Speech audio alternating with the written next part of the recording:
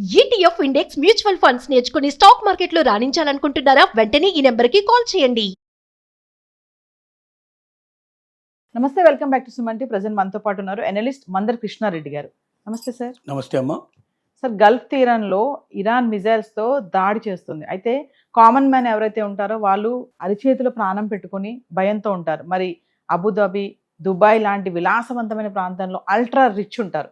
వీళ్ళందరూ డబ్బులు ఇచ్చేసి ప్రైవేట్ జెట్లను బుక్ చేసుకొని మమ్మల్ని తీసుకెళ్ళిపోండి ఇక్కడి నుంచి అని చెప్పేసి అర్జిస్తున్నారు. అంటే అలాంటి అలొకేట్ చేసుకుంటున్నారని చెప్పి కొన్ని వార్తలు అయితే రావడం జరుగుతుంది. అంటే ఒకసారి డీటెయిల్గా చూసుకుంటే ఇప్పుడున్న టైంలో ఏది సురక్షితమైన మార్గము వెళ్ళడానికి, అసలు మరి ఫ్లైట్స్ అన్ని కూడా ఆపేసామని చెప్తున్నారు దుబాయ్లో.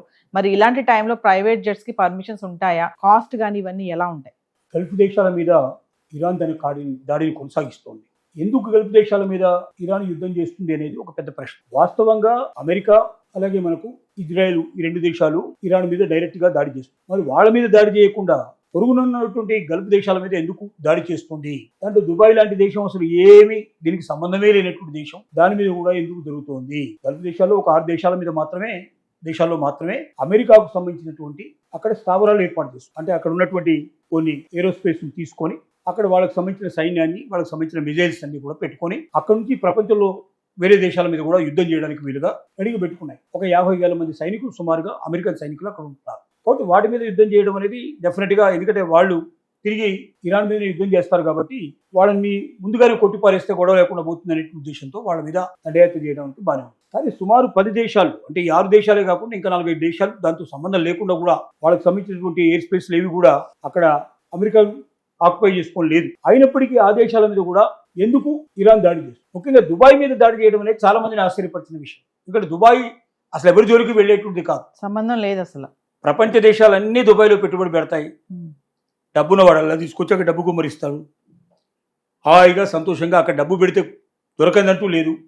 ఎంత విలాసవంతమైన జీవితం కావాలంటే అంత విలాసవంతమైన జీవితాన్ని గడపడానికి అక్కడ అవకాశం ఉంది. 24/7 పూర్తి రక్షణ కలిగిన దేశం అది. ఎక్కడ ప్రయాణం చేసినా ఎవరికి ఏ రకమైన ఇబ్బంది లేకుండా అంత భద్రతా వలయంతో ఏర్పాటు చేసినటువంటి దేశం. ఆ దేశం మీద కూడా ఎందుకు విపరీతంగా దాడులు చేస్తోంది? దీనికి కారణం ఏమిటంటే, ఇరాన్ ఇప్పుడు స్ట్రాటజికల్గా ఏమిటంటే, ఒకటి ఏ 6 దేశాల్లో అయితే మిజైల్స్ ఆల్రెడీ ఉన్నాయో, ఏవైతే సైనిక స్థావరాలను ఏర్పరచుకుందో అమెరికా, ఆ దేశాల మీద ఆ స్థావరాల మీద మొదలు దెబ్బకొట్టడానికి ప్రయత్నం చేస్తూ ఉంది. తర్వాత అమెరికన్ కాన్సులేట్ జనరల్స్ ఎక్కడెక్కడ ఉన్నాయో వాటి మీద కొట్టడానికి ప్రయత్నం చేస్తూ ఉంది. దాంతో పాటుగా పొరుగున ఉన్న ఇంకా కొన్ని దేశాలు, దుబాయ్ లాంటి దేశాల మీద ఎందుకు దాడి చేస్తుందంటే, దుబాయ్ లాంటి దేశం మీద దాడి చేసినప్పుడు అక్కడ ప్రపంచంలోంచి ధనికులంతా అక్కడికి వస్తారు, రాజకీయ నాయకులంతా అక్కడికి వస్తారు, ముఖ్యమైన వ్యక్తులంతా అక్కడ ఉంటారు. కాబట్టి వాళ్ళ మీద ఒత్తిడి తీసుకొచ్చినట్టయితే, వాళ్ళు అమెరికా మీద ఒత్తిడి తీసుకొచ్చి, ఇజ్రాయెల్ మీద ఒత్తిడి తీసుకొచ్చి ఈ యుద్ధాన్ని ఆపడానికి ప్రయత్నం చేస్తారు అనేటువంటి ఒక లక్ష్యంతో ఈ పని చేస్తాం.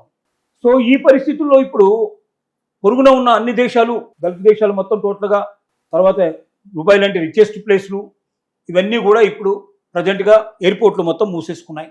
ఎక్కడి నుంచి ఎక్కడికి ఏ రకమైన విమానాలు నడవడం లేదు.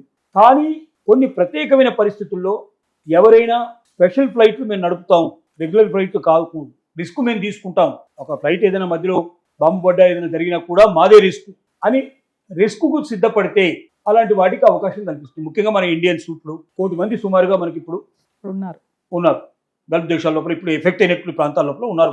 వాళ్ళని సురక్షితంగా భారతదేశానికి తీసుకురావాలి. ముఖ్యంగా స్టూడెంట్స్ ఉన్నారు చాలామంది, వాళ్ళు ప్రాణాలు అరచేతిలో పెట్టుకుని బిక్కుమని బతుకుతున్నారు. సో వీళ్ళందరినీ అక్కడి నుంచి కదిలించకపోతే ఇక్కడ ఒత్తిడి విపరీతంగా ఇండియా లోపల పేరెంట్స్ నుంచి ఒత్తిడి వస్తుంది. సో స్పెషల్ ఫ్లైట్స్ మనం అరేంజ్ చేసాం. ఇండియన్ ఎయిర్లైన్స్ ఫ్లైట్స్ కానీ, జెట్ ఫ్లైట్స్ కానీ కొన్ని అరేంజ్ మనం చేసాం. స్పైస్ చేసి అట్లాంటివి వెళ్తున్నాయి అక్కడికి. అంటే ప్యూర్గా రిస్క్ అంతా మనం తీసుకుంటామని ఆ దేశానికి మనం రాసిస్తాం. ఏమైనా మీ పలానా ఎయిర్పోర్ట్లో మేము దిగుతాం, మా వాళ్ళందరినీ అక్కడ ఎక్కించుకుంటాం, తిరిగి మా దేశానికి మేము వస్తాం. అలాంటప్పుడు స్పెషల్ పర్మిషన్స్ ఇస్తున్నాం. ఎందుకంటే వాళ్ళు దేశం ఏమి బాధ్యత వహించట్లేదు అంటున్నారు. ఎప్పుడు ఏ బాంబు పడుతుందో మేము చెప్పలేం, ఏ రకమైన దాడి జరుగుతుందో మేము చెప్పలేం. రేపు పొద్దున ఏదైనా జరగకూడదు ఏమైనా జరిగిపోతే మమ్మల్ని మీరు అనడానికి వీల్లేదు అని చెప్పి కండిషన్ ముందే పెడుతుంది. అలాగే ఇంకొకటి ఏం జరుగుతుంది ఇక్కడ అంటే, బాగా డబ్బు ఉన్నవాళ్ళు అబుదాబిలో అల్ట్రా రిచ్ అంటారు వీళ్ళు దుబాయ్లో ఎక్కువగా ఉన్నారు, అలాగే అబుదాబిలో ఎక్కువగా ఉన్నారు, కోట్లకు పరిగెత్తేవాళ్ళు. వీళ్ళు అక్కడ ఆనందంగా ఉండడానికి వ్యాపార నిమిత్తం అట్లాంటి వాటికి అక్కడికి వచ్చారు. సడన్గా యుద్ధం వచ్చేసింది, ఎక్కడికెక్కడ ట్రాన్స్పోర్ట్ అంతా ఆగిపోయింది. ఇప్పుడు స్పెషల్ జెట్స్ను వాళ్ళు తీసుకోవడానికి ప్రయత్నం చేస్తున్నారు. ఇప్పుడు ఇండియా నుంచి వెళ్ళినటువంటి ఫ్లైట్లో వాళ్ళని ఎక్కించడానికి అవకాశం లేదు కదా. ఇది పర్టికులర్గా వీళ్ళ దేశ పౌరులు తీసుకొచ్చుకోవడానికి మనం పర్మిషన్ తీసుకున్నాం. సో అలాంటి వాళ్ళకి ఏంటంటే స్పెషల్ జెట్ ఫ్లైట్స్ని వాళ్ళు అద్దెకు తీసుకొని వెళ్ళడానికి సిద్ధపడుతున్నారు. ప్రైవేట్ ఏజెన్సీల ద్వారా మాట్లాడుతున్నారు. వాళ్ళు ఎంత ఛార్జ్ చేస్తున్నారంటే $3.5 లక్షల ఛార్జ్ చేస్తున్నారు. అంటే ఇండియన్ కరెన్సీలో సుమారుగా 3,20,00,000 డబ్బు అవుతుంది. ఒక్క ప్రయాణం, ఒక మనిషో ఇద్దరు మనుషులు కుటుంబ సభ్యులు ఆ చిన్న ఫ్లైట్లో వెళ్ళిపోవడానికి సిద్ధపడతారు. అలాంటికి 3,20,00,000 ఒక ప్రయాణానికి పెట్టడానికి సిద్ధపడుతున్నారు. ఎందుకంటే వాళ్ళకి డబ్బులు లెక్కలేదు. ముందు వాళ్ళ ఊరికి చేరుకోవాలి, సేఫ్ గా వెళ్ళిపోవాలి. డబ్బంటే లెక్కలేని వాళ్ళు, ప్రాణాలంటే చాలా తీపి ఉన్నట్టు వాళ్ళు, తమ ప్రాణం ఖరీదు కోట్లు అని భావించేవాళ్ళు. సో అలాంటి వాళ్ళు ఏంటంటే చాలా మంది ఉన్నారు అన్నట్టు ప్రపంచంలో. సో వాళ్ళంతా కూడా క్షేమంగా తమ ఇంటికి చేరుకోవడానికి దీన్ని ఆయుధంగా తీసుకొని అలాంటి ప్రైవేట్ ఏజెన్సీలు మాట్లాడుకొని వాళ్ళు వెళ్ళిపోవడానికి సిద్ధపడుతున్నారు.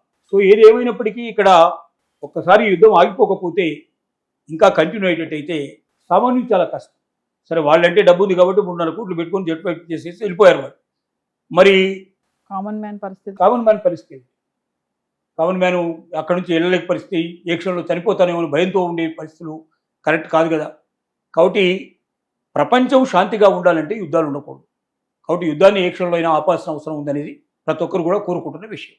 Thank you.